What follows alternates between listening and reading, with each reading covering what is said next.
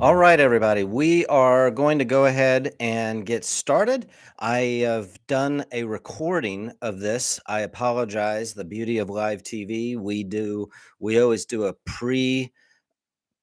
mic check the day before, and it worked. It was working moments before I actually planned to start talking live in my webinar, and the mic worked. Something happened and it stopped working, and we weren't able to recover. YouTube doesn't allow, once you set it up and go live, you can't change any of the device settings. So I apologize. We had several people on the online. I hope you come back and listen to the recording. But here we go. So again, apology. We're doing the best we can.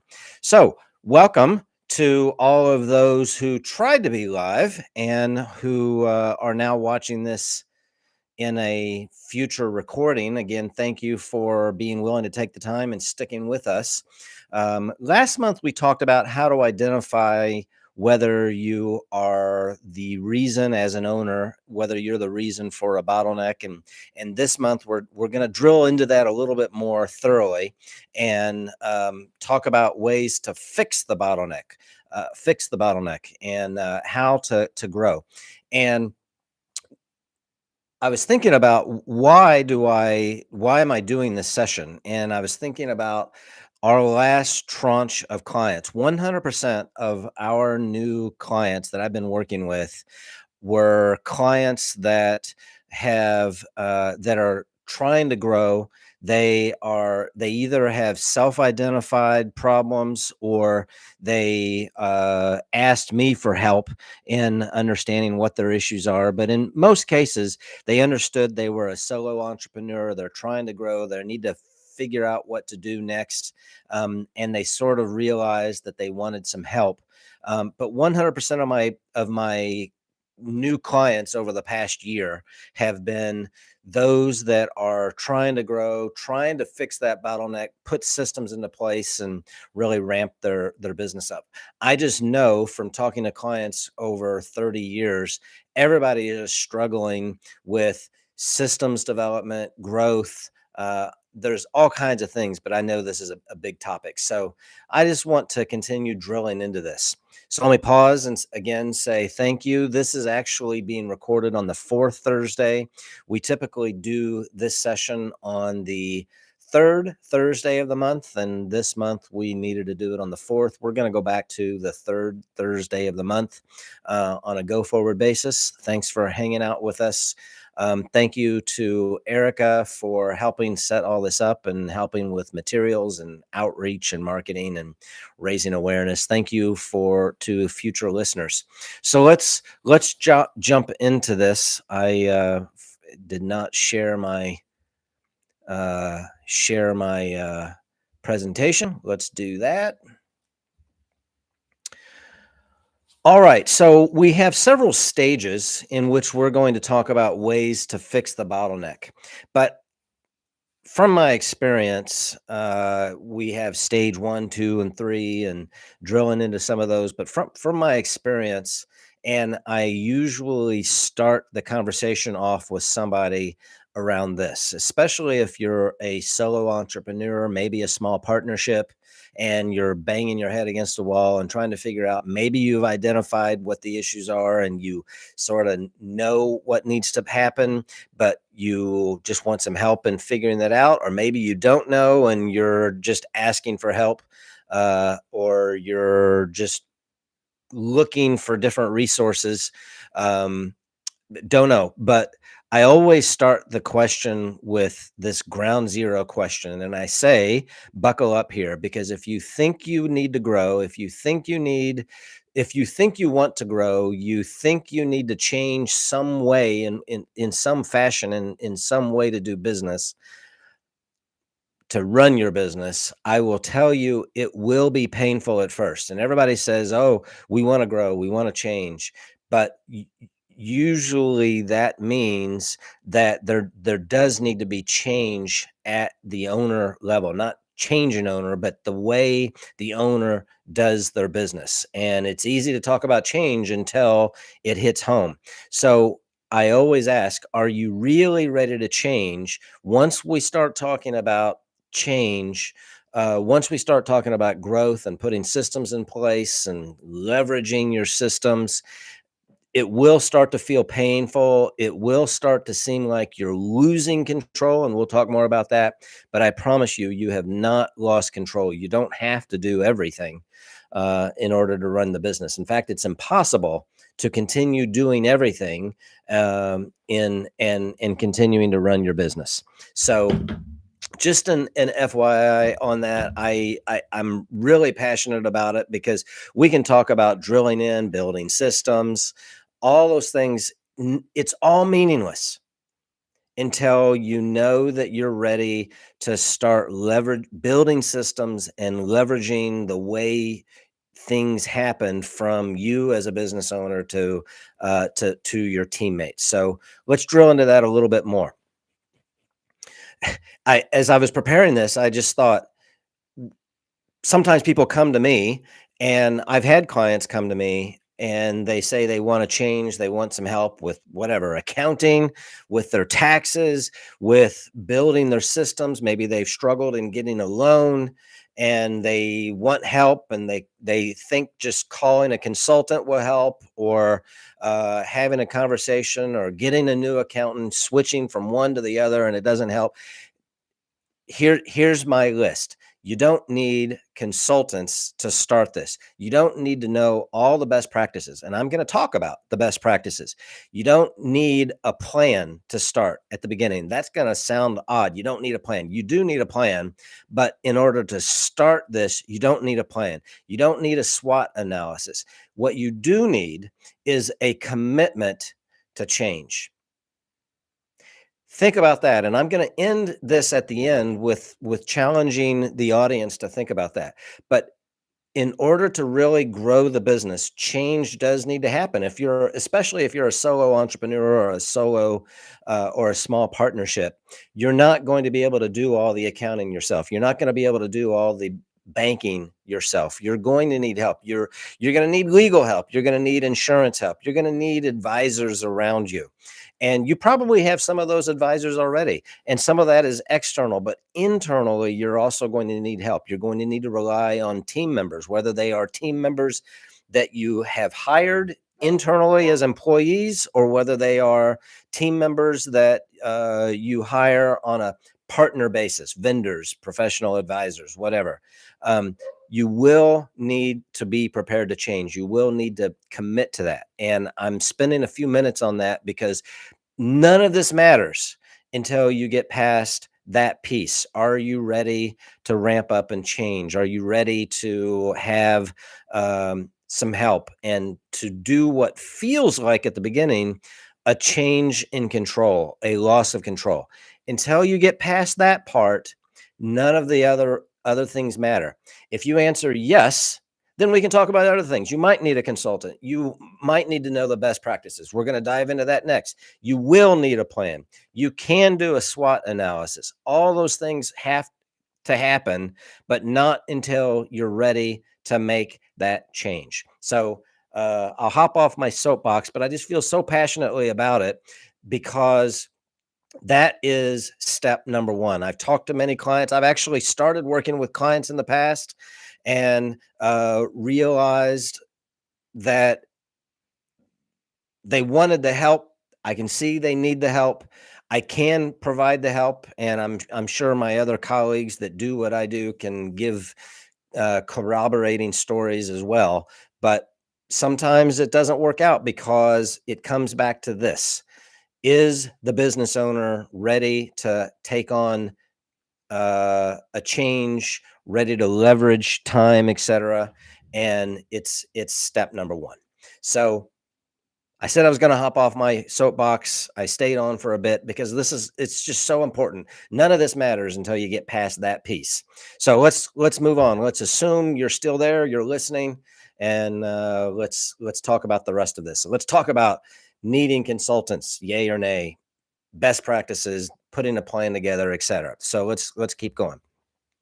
Stage number one: spotting the hidden financial bottlenecks. Financial and operational friction hides in your everyday processes. Think about your own work. You're doing your accounting or not. I've had plenty of clients that didn't do any accounting. So there's no friction there, but they don't have any data. So that's an altogether different subject, but still it's at some point you have to do something to cobble numbers together to get a tax return done or not. Again, some clients, some organizations manage to go about their life and not do tax returns, and that will come back to haunt them eventually. But if you're serious about your business, those are things you have to do. But anyway, everyday processes, approvals, unclear budgets. Do you have a budget? Late reporting, all those things slow the business and frustrate your teams. And then I pause there as I talk about that and say, first, you need to have teams. Teams don't mean that you are looking down your nose and telling everybody what to do. In a fully functioning, high performing business, you have teams that are helping advance the cause. And that's important to understand. And there's a distinction between the big boss telling everybody what to do and running everything through the big boss versus having team members that are collaborative, that are helping you, that are advancing the cause with you. You've given them some objectives, you've given them some loose rope, and you're letting them help run the business. So you first have to have teams. All right, so we're going to talk about these in some more detail. Approvals, clear budgets, unclear budgets, late reporting, and how they impact your business and the stalling of advancing your business. So number one, approvals that stall progress. Maybe you have business invoices that are piling up and waiting for one signature. You have purchases. You need to make purchases. Maybe you have proposals that need to go out the door, but you're requiring a pre-approval for all of those proposals before they go out the door. That obviously will stop sales. You don't have to worry about collections if you're not issuing proposals and getting new clientele, and that'll stop growth. Teams will pause projects for approvals and various milestones of whatever work you're doing.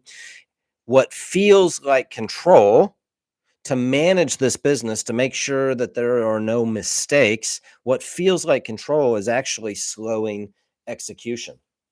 I also will pause and say, if you're listening, sign on. We'll have a link in the webinar description, or reach out to us through info@bakercfoadvisory.com or Carl, Karl, at bakercfoadvisory.com, and we'll get you hooked up with our guide. We have many white paper guides about all the topics we're talking about, and I think they're pretty great, and they'll give you a few nuggets. So don't forget to do that. All right, other thing, budgets without ownership.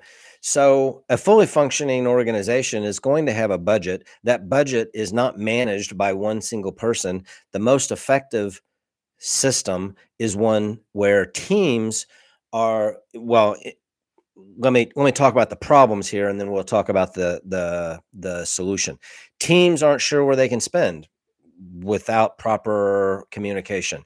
Managers avoid decisions because they don't have approval authority. Departments overspend or underspend without guidance because they don't understand. So without ownership, decisions grind to a halt. A fully functioning organization is going to be one in which budgets are distributed and there are owners within the budget system. So that's a we'll talk about that a little more, but that is a common theme that I have when I work with clientele. Reporting that arrives too late. Reports come weeks after month end, or if you need real-time data, and I'm talking about P&Ls and financial statements. Those things come weeks after month end, but you also might have daily, weekly reports in your business. And if they're not coming on a real-time basis at the right time, then that's going to create problems. It will create confusion. It will cause people to be operating without a real understanding of the the impact of what they're doing as it pertains to the business. So, what do we do with all that? To fix those bottlenecks, you convert from controlling everything, keeping everything at your at it within your funnel, and moving from supervision, control, self-control to systems development. Structure will speed up the decisions while still protecting the business. That's what the slide says, and it's very true. So what does that mean? Well, there are several things. There are 3 things: decentralize with guardrails, automate routine proposals, and move from spreadsheets to data dashboards. But in this very first one, I intentionally made this the first one because it's it's step number 1 as you begin growing, as you begin putting systems in place, as you begin putting processes in place, as you start to leverage and use your team in a different fashion, in a more effective fashion. This decentralization with guardrails is really step number 1. I go back to ground zero, where you have to make this commitment, and the rubber hits the road at this phase, starting to decentralize. It feels like you're giving up control, but what you're really doing is you're giving managers clear budget limits with empowerment. You're defining spending rules up front. You're holding the team accountable, which sounds very bossy, but it's not. You're giving them objectives and say, go forth and do good work within these guardrails, and people want to do good work. So with the right mentoring, with the right guardrails, with the right empowerment, with the right rules, people will advance the cause and come along with you, and that's really true leadership. So it's really step number 1, and it is where you start to feel change happening, and it will feel painful. But like I say in the notes here, the pain will go away, I promise, as you start to see it working. And all kinds of case studies about this being step number 1 to the key to growth: leveraging your time through systems and decentralization. And we'll talk about the impact of that and how to maintain control later. But second point: automate routine approvals. So not having everything run through you as the owner for step number 1. But what do? You setting up those guardrails. You standardize, automate, use recurring systems to the best of your ability, to the best of to whatever is available. So standardizing vendor payments that will flow automatically, recurring expenses. You're approving a tranche of expenses, and then making sure those expenses get paid on a regular basis. A very clear example: if you have a monthly rent payment, you've already determined that you are going to stay in a space. You're going to make that monthly rent payment.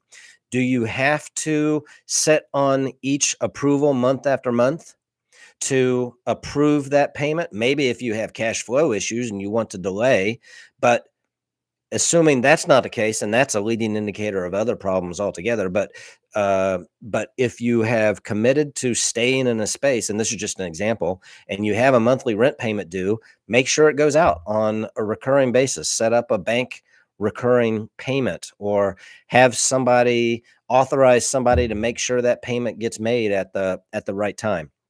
And then only exceptions will reach the owner. But automation will remove the daily approval logjam. What's the next thing? Move from spreadsheets to dashboards. So you don't have to rely only on a full set of financial statements. A full set of financial statements are important, obviously. I'm an accountant. I think full financial statements are important. The income statement, or the P&L, a balance sheet, which gives you a snapshot at a point in time that tells you what you own, what you owe, who owes you, what people owe, what you owe to vendors, etc. All those things are important.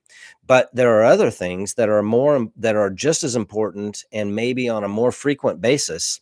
And those things might be key performance indicators. It might be uh, metrics around your sales funnel. It might be ordering metrics. It might be inventory metrics, etc. So those reports need to go out on a real-time basis. Forecasts, other data that needs to go out on a real-time basis. And without that commitment, then without the systems being in place to build those data, that data, or to pull that data out, or setting up automatic compilation and output of that data, along with proper daily, weekly, monthly, quarterly rhythms of checking of the data and communicating and interpreting. Without all of that happening on a real-time basis with your fully functioning team, it will cause stagnation. So it's another topic that's important to pay attention to. All right. Aligning finance with operations. So in this point, we're talking about team collaboration, communication from the ground up. And when the more you do that, and I've hinted at that several places, and there's plenty of case studies. We talk in terms of examples in a model, a corporate model, such as what the Great Game of Business articulates, what the EOS system, the Entrepreneurial Operating System, articulates, where there is team collaboration, communication, preset rhythms of meetings in which data is evaluated, all those happening from the ground up. Those models, in whatever function you want to set up with these systems, with the models, all those things will be transformative to your business. I've just seen in many cases where that was happening more effectively, and in many cases where it's not happening, and you can see the need for it to happen. In all cases where I've seen where clients are struggling with financial results, and by the way, financial results are really just the byproduct of the story that's being built with your enterprise. You're performing good service, whether you're a dental office and you're serving patients, or you're another sort of healthcare organization, or you're a manufacturing organization, or a retail operation, or a contractor, or a nonprofit. You're providing service, and the finances is just the byproduct of the story being built in your daily operations. And what I've seen is that when there are financial struggles, many times it's because of a lack of awareness at the staff level, at the departmental level, about what the objectives are. What's the budget? What's the data? What are the keys to success to accomplishing what it is the organization is trying to accomplish? The more that information is spread throughout the organization, the more effective the organization will be. Budgets will connect directly to projects. Checkpoints will happen during execution. Teams will adjust spending as work evolves if they have the data to evaluate that. That integration will keep finances and operations in sync. All right. So those are really, it sounds simple, or maybe it doesn't sound simple, because I go back to it all comes to a commitment to leveraging the way work is done. Let's go back now to what happens with the owner. This owner that has, or executive leadership group, depending on the organization structure. What is it if they are used to approving all contracts, approving all proposals, sales proposals, approving all in vendor relationships, approving timing of payments? If they're used to that, and now they're in a situation where they're making better use of their time by leveraging their time and having others help them with those roles, what is it that what is the new role of the owner as it pertains to all this? So the owner will add value not by signing checks, but by guiding direction, setting up systems, providing vision, articulating the vision. The role shifts from gatekeeper to strategist. Excuse me. Oversight through metrics, not, and there are several components to that. So what is step number one? Uh, o- o- Oversight through metrics, not signatures. And I have a note in my notes that says there's a difference between history and the future. When you're looking at your accounting and you're doing your accounting, you're looking at history. Perhaps if you are building systems, getting the help you need, leveraging the skill sets of your teammates, having right teammates that have those skill sets, whether maybe they didn't have them, maybe training needs to happen. But if you're helping them measure the history, then you can focus more on the future.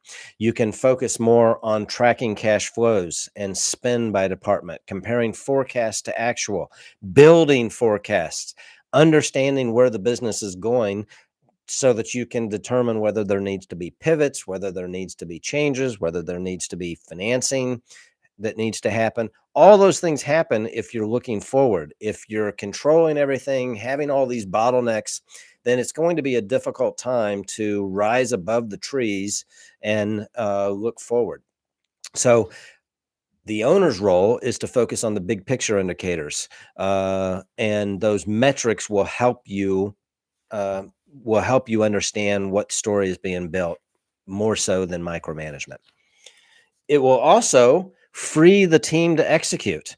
Uh, People will have a better understanding of what the vision is. People will have a better understanding of what they can do to help advance the cause. They're getting up in the morning wanting to do good work as well. So they will have the opportunity to come alongside you, follow you as a business owner, as a leader, and help you advance the cause. They will have the data they need to know what the organization is trying to do. They will have an understanding of what their role is in accomplishing those goals. The reporting will show performance in real time, and then the owner can step back into strategy. Uh, and things will happen more effectively that way. Next item, scaling without financial friction. That those systems will handle the approvals and the reporting and all these things we've really talked about. Teams will act confidently within those guardrails. Finance will enable growth instead of slowing it.